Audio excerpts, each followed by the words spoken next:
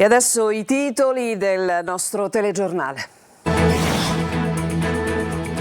Addio a Papa Francesco, anche la Sicilia piange il pontefice, il suo primo viaggio sull'isola Lampedusa che dedicherà il suo nome al molo Favarolo, approdo anche dei migranti. Memorabili le sue parole contro la mafia.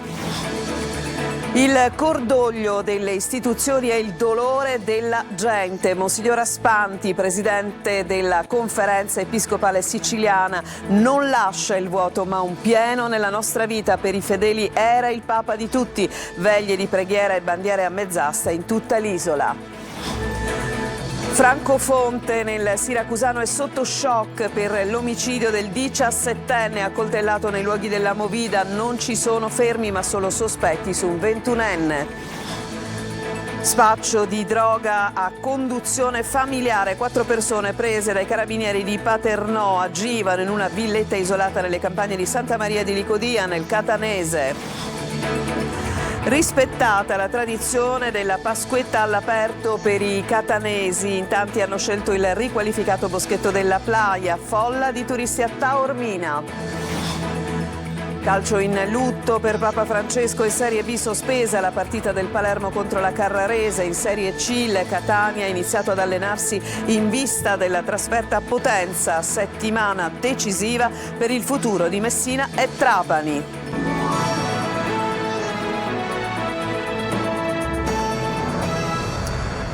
È morto nella sua abitazione alle 7:35 il Papa della gente, il Papa degli ultimi, così era chiamato Francesco, entrato nel cuore dei fedeli. Il pontefice dopo una severa malattia aveva dato segnali di ripresa. Ieri si era affacciato per la benedizione Urbi et Torbi e aveva attraversato con la Papa mobile le ali di folla che assiepavano piazza San Pietro. Poi stamattina, improvvisa, è arrivata la notizia della morte, diventata di dominio pubblico attorno alle 10. Da quel momento una folla interminabile continua a riversarsi in piazza San Pietro. Alle 20 il rito della constatazione della morte e la deposizione della bara. Domattina è previsto l'arrivo dei primi cardinali in vista del conclave. Da mercoledì l'omaggio dei fedeli in San Pietro con l'esposizione della bara. Non è ancora stata definita la data dei funerali, ma è già certo che il corpo di Papa Bergoglio sarà tumulato nella Basilica di Santa Maria Maggiore. Nelle diocesi siciliane sono state organizzate varie veglie, bandiere a mezz'asta nell'isola, in tutti i palazzi delle istituzioni. Domani la comunità di Sant'Egidio alle 19 si riunirà in preghiera a Catania, nella chiesa di Santa Chiara.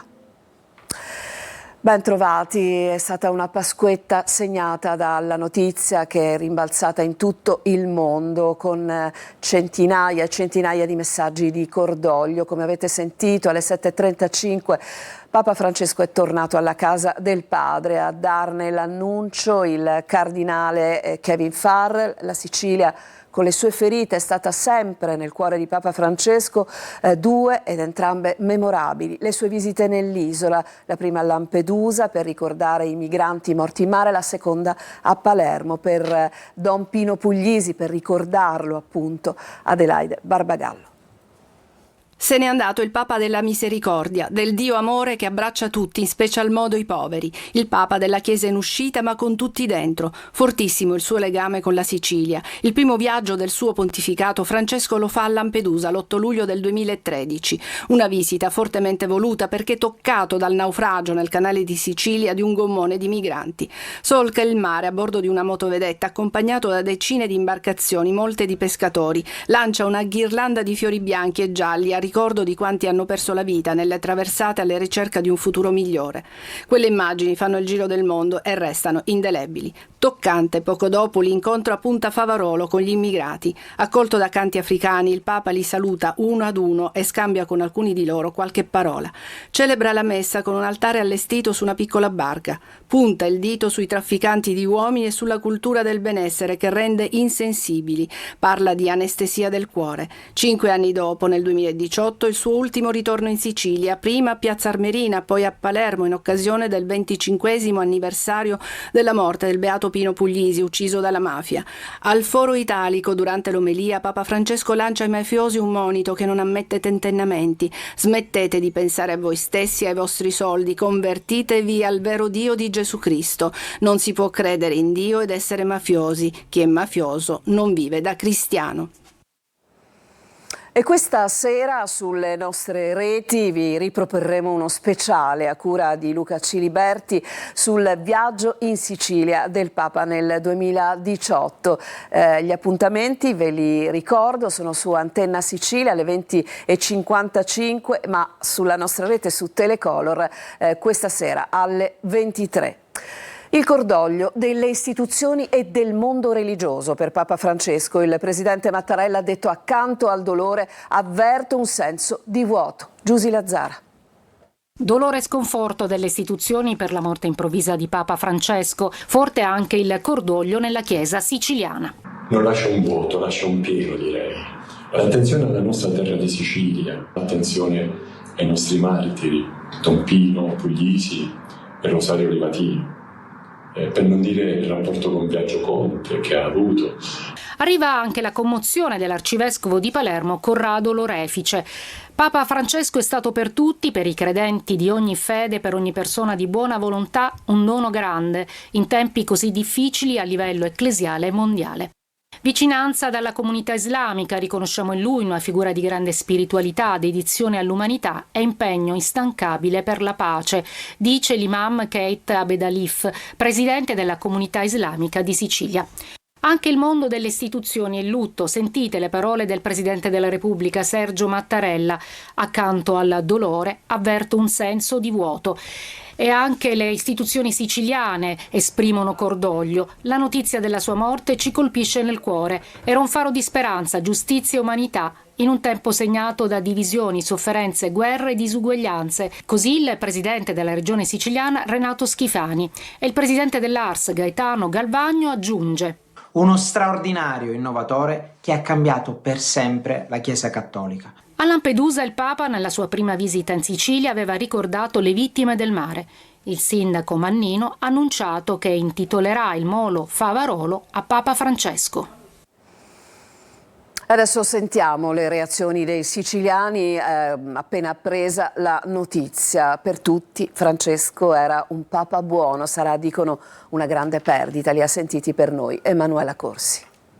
Sono addolorata, mi dispiace tantissimo. Ieri è uscito un attimo a fare la messa. Sembrava che si fosse ripreso. Sì, troppo dispiaciuta. È stato un buon papa. Certo, un papa buono. È morto il Papa, preghiamo tutti per il Papa e niente, uniamoci tutti in preghiera. Com'è stato questo papa secondo lei? Un buon papa. Ha svolto la sua funzione di massimo rappresentante della Chiesa. Ha cambiato qualcosa secondo lei nei rapporti con la Chiesa? Beh, qualcosa sì, magari sì, specialmente in alcune situazioni critiche. Sono convinta che i semi già sepolti, essi da Papa Francesco sono buoni semi. Speriamo, dobbiamo raccoglierli noi i frutti. E adesso voltiamo pagina, andiamo a Francofonte, nel Siracusano, dove proseguono le indagini per l'omicidio del 17enne Nicola Lucifora. Non ci sono fermi al momento, gli investigatori non si sbilanciano, ma c'è il sospetto nei confronti di un 21enne. Sentiamo il servizio di Francesco Aloi. Il cerchio sull'omicidio di Nicola Lucifora sembra stringersi. Sono ore di interrogatori per capire cosa abbia scatenato la rissa, culminata con il ferimento mortale del 17enne a Francofonte, nel Siracusano. Era la notte tra sabato e domenica di Pasqua, quando è stato colpito da una o più coltellate al petto, in quella che chi abita qui conosce come la via dei pub, il cuore pulsante della movida trasformato in scena del crimine. La rissa sarebbe scoppiata nella piazza vicino ai locali, qualche pugno tra gruppi. Poi, quando sembrava tutto finito, in via Nastro Azzurro ecco che spunta il coltello. Ma queste sono prime ricostruzioni, condizionale e quindi d'obbligo. Dai carabinieri che stanno indagando non trapela nulla. Dinamiche moventi emergeranno da chi ha visto tutto e dalle telecamere di videosorveglianza. Si attende anche l'esito dell'esame autoptico che dovrebbe essere eseguito nelle prossime ore. Nel giorno dei funerali qui sarà lutto cittadino. Spaccio di droga a conduzione familiare. Sono state arrestate 4 persone dai carabinieri di Paternò. Agivano in una villetta isolata nelle campagne di Santa Maria di Licodia, sempre nel catanese. Orazio Longo. Avevano scelto una casa in campagna isolata per avviare il loro commercio di droga, un'abitazione fornita addirittura di telecamere esterne di videosorveglianza per controllare eventuali incursioni delle forze dell'ordine. Ma tutto questo non è servito a 4 persone colte di sorpresa dai carabinieri. Si tratta di 2 uomini di 56 e 59 anni e di altri 2 di 21 e 28 anni, figli del 56enne. Le indagini sono partite dopo che i militari hanno notato movimenti strani attorno alla villetta incontrata a Scannacavoli, a Santa Maria di Licodia. Automobili che si fermavano per pochi minuti e poi ripartivano. Seguita una di queste bloccata lontano dal luogo dello spaccio, i carabinieri hanno rinvenuto dosi di cocaina e marijuana. Per mettere a segno il blitz, gli inquirenti hanno utilizzato anche un drone. Il 21enne era solito nascondere la droga in un muretto situato di fronte all'ingresso dell'abitazione e anche lontano dalla villetta in un luogo sicuro. L'operazione dei carabinieri della compagnia di Paternò è scattata al calar della sera con il supporto dello squadrone riportato cacciatori di Sicilia. I militari hanno bloccato tutte le vie di fuga del fabbricato. Il 28enne aveva tentato di darsi alla fuga dal retro lanciando 2 involucri di droga nella villetta vicina, preso dai carabinieri che hanno recuperato anche i 2 pacchetti lanciati che contenevano 26 dosi di cocaina. Il 59enne è stato sorpreso mentre era ancora seduto intento a monitorare i video delle telecamere esterne, mentre il 56enne e il 21enne sono stati bloccati in un'altra stanza della villetta. I militari dell'Arma hanno rinvenuto 15 grammi di marijuana, 3 dosi di cocaina e 7.600 euro in contanti ritenuti provento dell'attività di spaccio. Recatisi nella strada Bordonaro, in una busta sotto un cespuglio, hanno ritrovato 2 involucri con 350 grammi di marijuana. Tutta la sostanza sequestrata, se immessa nel mercato, avrebbe fruttato oltre 10.000 euro. Il 56enne è stato posto agli arresti domiciliari, gli altri 3 sono stati condotti in carcere in attesa delle verifiche giurisdizionali del caso.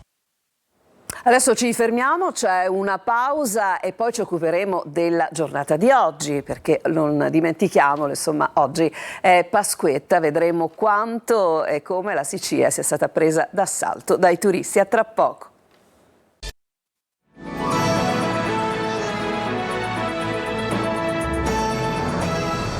Seconda parte di Sicilia 24, dopo la Pasqua anche la Pasquetta è stata certamente da record a Taormina per quanto riguarda le presenze turistiche, tutto esaurito nelle strutture alberghiere, tanti gli stranieri ma anche gli italiani che in questi giorni hanno deciso di approfittare dei ponti agganciati del 25 aprile e del 1 maggio. Il servizio.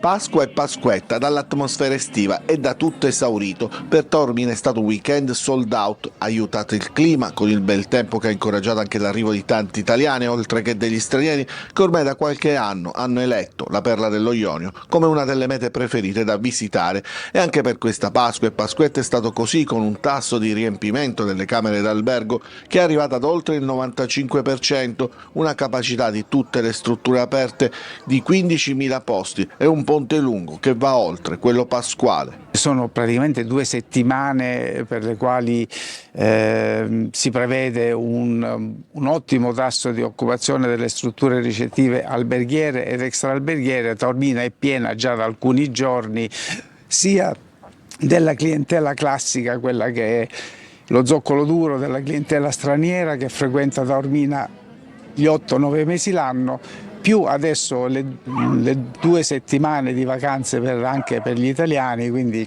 è un clima molto festoso con tanti eventi, con un tempo splendido, quindi meglio di così non si può.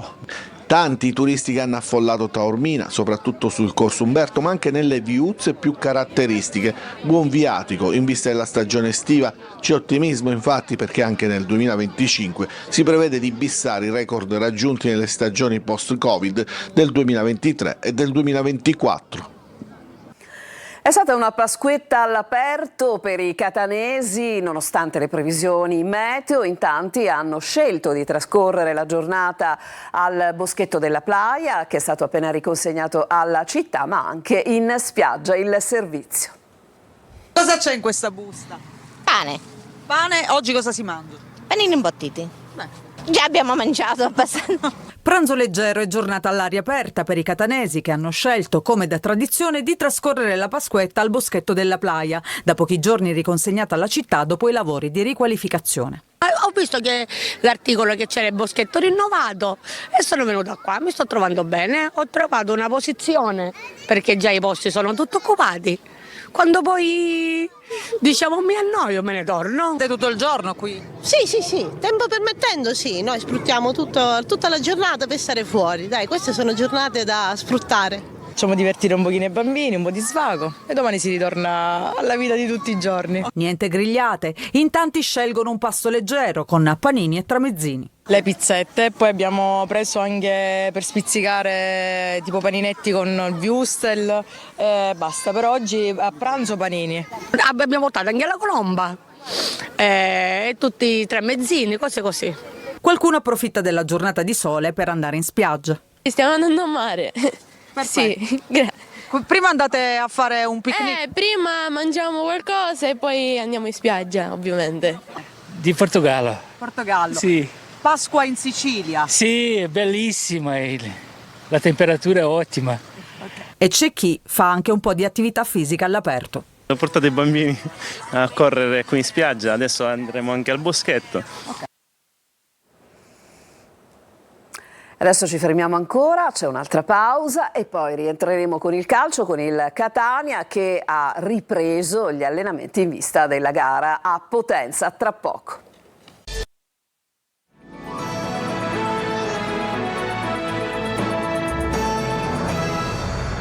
Siamo al calcio, oggi è stata una giornata di allenamenti per il Catania in vista della trasferta a Potenza, l'ultima gara della regular season che mette in palio il quinto posto. Toscano guarda già i play-off e a come affrontarli al meglio. Francesco Triolo.